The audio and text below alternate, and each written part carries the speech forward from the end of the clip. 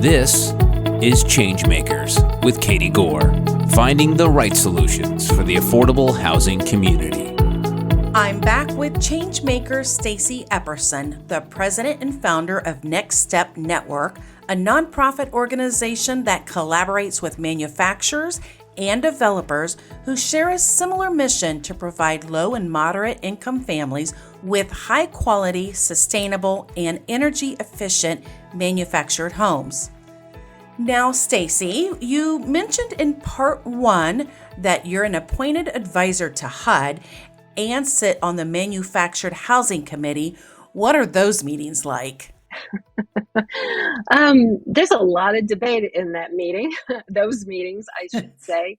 One of the things that we have been challenged with is that in about 2007, I think, Congress asked the Department of Energy to improve the energy efficiency standards for all these homes, okay? HUD is the regulator, but because HUD had not updated energy efficiency standards since 1994, I guess Congress decided to involve the Department of Energy. And so many years later, we were trying to get to a point of a final rule, and we got that. It should have been starting, and so it would greatly improve our manufactured housing building code. And so there's been a lot of debate, I have to say, around the table as to what that code should be. Should it be, should we be doing this at all, right? And I think everyone on this listening to us can understand probably where we were leaning, right? That we should be doing this. We have a building code that had not been updated since 1994. That's a long time, right? Really outdated. And so we would like to see HUD just go ahead and adopt the Department of Energy standards. But sadly, there's actually, now lawsuits have been filed over this, not that Next Step's involved with that, which is really kind of slowed down maybe the implementation of this work happening. So you have to kind of understand, I think we all understand actually, that work in affordable housing, that sometimes, it really feels like sausage making. We hear that, right? It's hard. Lots of stakeholders, lots of interested groups trying to, get to a point with policy that makes sense. And it's many years of hard work and a lot of expertise to get there. So while this is going on in these meetings, right, of trying to improve housing, Next Step is excited, though, to have innovative partners that will really move forward and move the market forward without regulation. And so moving in this zero energy direction gives us a lot of hope. Give us an idea of other ways in different communities that this is being tackled. You mentioned California and Oregon, and there's a clear link to the amount of need there. Are there other best practices or lessons learned in other communities? Absolutely. We could talk about a lot of different examples, and let me talk about one in New Jersey. So if we go back to the time of Superstorm Sandy, there was an existing manufactured housing community that was donated to this nonprofit by a well-known rock star family, happens to be from New Jersey. But when they made this donation to the nonprofit, they said, "We want you to keep this community affordable always," and they deed restricted it. And so they had the opportunity to put more homes in this community. And we were literally, the day of the storm, our partners were there receiving new homes, tying them down for the storm, and doing this work. Well, then the storm hit. So this community was faced with devastation. And you may recall there was a big charitable event with Bruce Springsteen and others to raise money for the Robin Hood Foundation. And our partner was able to access those funds for their community. And what they learned, though, was working with us and how quickly working with the factory-built housing industry, we had homes on the ground for families before FEMA could get people moved into temporary housing. Okay. This was a permanent housing solution too. It wasn't temporary, right? We immediately put those resources to use. We were able to buy Energy Star homes, and it just really cut the time period during construction and able to move. So that's just a different example of why this is important to be able to move quicker to provide housing supply, and particularly for some of the lowest income families. Now, another example, and we've seen lots of different types of projects. One project that I'm pretty excited about that we've been working on is in Southern California with our partner, Neighborhood Partnership Housing Services. And they have been doing infill on vacant lots in the city of San Bernardino. They're able to use manufactured housing faster for less money than site built, and it's saving them about 25% on their construction cost. They're expanding this program, and so they've taken a nice investment from JP Morgan Chase to look to see how we can scale this work so that they can train more developers in Southern California, that they can also address the accessory dwelling unit opportunity with homes built in factories. And we're able to provide consulting there with them to kind of expand this work. So that's another good example of how the product can be used, whether it be in cities or smaller cities. We know there are vacant lots out there. We know there's houses that need to come down. And this is a good solution to go back and fill those lots so we have more vibrant cities. Those are great to hear. What are other metrics you're using? You've mentioned lower utility costs, energy standards, and affordability. Are there others? Well, faster, definitely faster. When a house actually gets on the line for construction, it's going to roll off that line, probably with that week, right? They can go quite fast. But Mhm. getting in line, getting into the queue can take some time. So I don't want to discount that. What I've been able to see personally, in terms of shaving off time, we used to be site builders when I first started this work in that Appalachian community. So, where I started testing manufactured housing done right, it would take us about 6 to 9 months to complete a home start to finish. And from the time we went through our pre development till we got the family in, we started using manufactured housing. And over time, and with all our improved efficiencies, we got it down to 30 days. Now, that's a big change. But it depends on your location, it depends on your site. And, but you could do this. I think in some cases you could cut your time in half in terms of site building. But it just depends on your particular market. So that's an excellent metric to use. When you collapse time, you collapse, um, think about your construction cost in terms of interest, right? Your efficiencies around management and shortening that construction time. So it does a lot for you in terms of overall efficiencies. Another question I'm curious about when we talk about where the homes are built, who are your suppliers or where is all of that happening? We have supply partners across the country. And in the manufactured housing industry, there are about 140 factories nationwide, owned by about 35 corporations.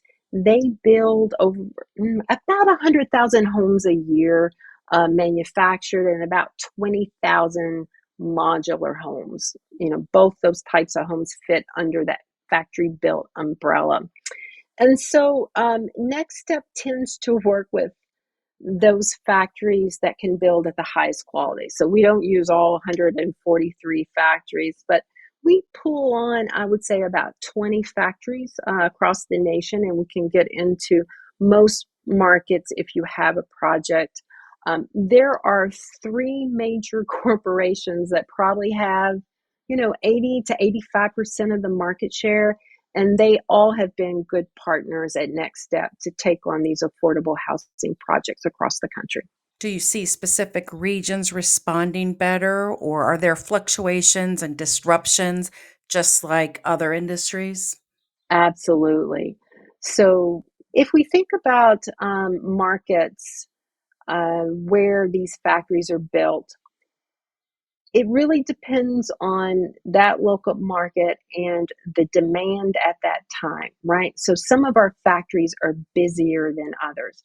Usually, the West Coast has a longer line, if you will. And when I say longer line, it's like waiting for that space to actually start your home on the construction building line in the factory. During COVID, that was a really tough time for us because demand was swift during COVID.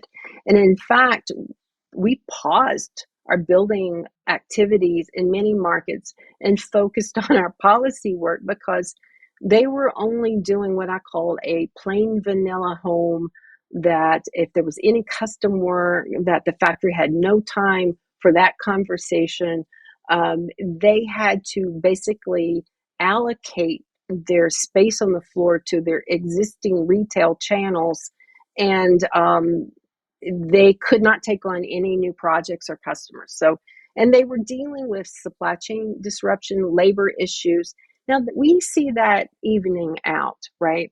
And in fact, building is coming down now in this interest rate environment.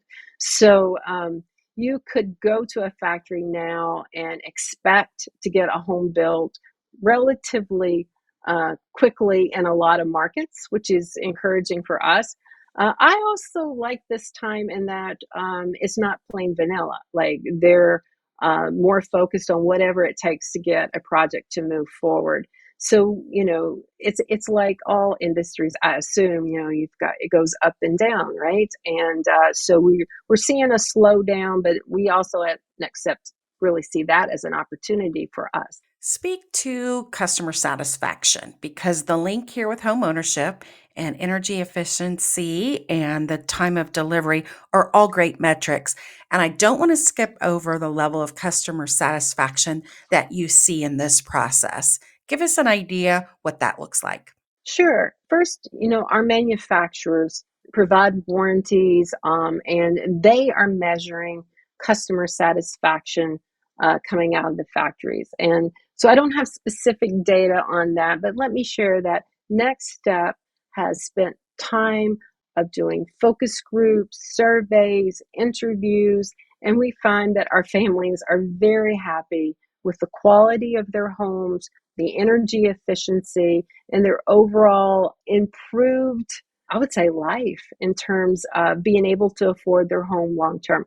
So we undertook some of this work through our strategic planning process to spend some time on the focus groups to really kind of understand what families want. We shared this information with a few of our partners.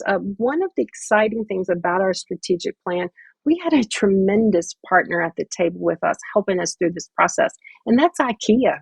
Uh, IKEA globally has a social entrepreneur program, and I am an Ashoka, a social entrepreneur fellow, so I was able to access that opportunity for Next Step. And so they spent a year with us, helping us think through like a lot of the projects that we're working on right now. And we gathered this consumer information for them to prepare for a study that both of us undertook.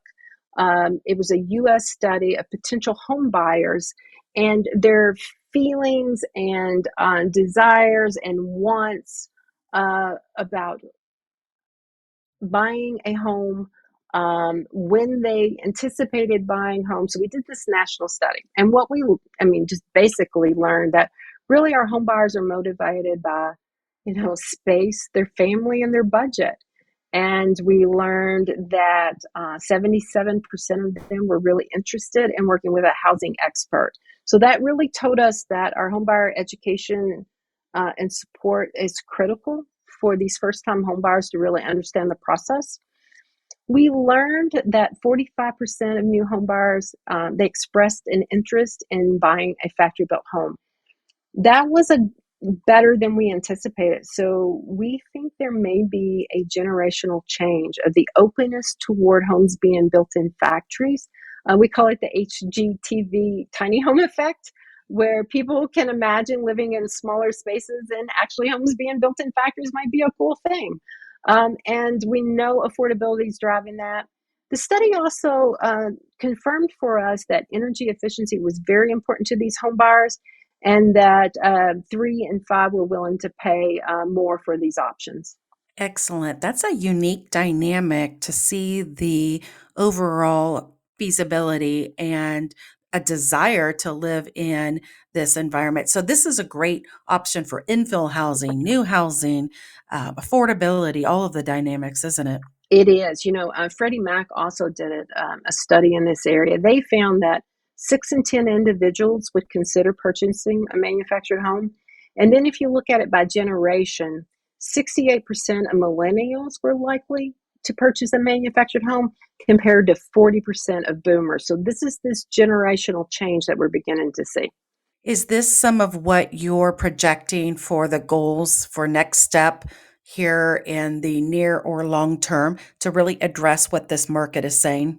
Absolutely. So this research that we did with IKEA is informing, I would say, the selection of homes, the way we design, the way we think about our projects. We're doing a wonderful project in partnership with a private developer called Equity Plus. I think it's going to be a flagship project. It's Kilpatrick Woods. It's in Hagerstown, Maryland. It is a new subdivision. It's going to be 241 single family homes. It's going to have a lot of community space, clubhouse, nature trails, playgrounds. It was built to Enterprise's community green standards in terms of it's designed in a way that we're using the green space. And we're reflecting what we learned in these studies and how to move forward. And in this particular development, we're using this whole new ecosystem that I talked about earlier. We've built a preferred lender network. We have a national homebuyer education partnership with our partner Navicor. Freddie Mac and Fannie Mae will be there to buy the loans. And so we've got an excellent marketing team working on it. So people will be able to see the homes online in terms of picking out options. This project is under construction right now in terms of all the infrastructure is underway, and the first homes are being ordered, and website will be launching this summer. So based on everything we learned, we're seeing it come together in this project. That is an excellent national best practice. And you are really doing a great job at increasing our awareness and expanding the national toolkit for solving the affordable housing crisis. I am so glad that you have come on the podcast and have shared this wisdom with us. Thank you so much, Stacey. Katie, it was a delight sharing this information with you today. We are delighted when anyone wants to talk about manufactured housing being a part of the solution to America's, I would say, our housing crisis is this supply gap. We need to build more homes to get more families into home ownership. We completely agree. Thanks for listening to Changemakers with Katie Gore. To find out more about Katie, go to quadel.com. That's QUADEL.com. This has been a production of Forbes Books Radio.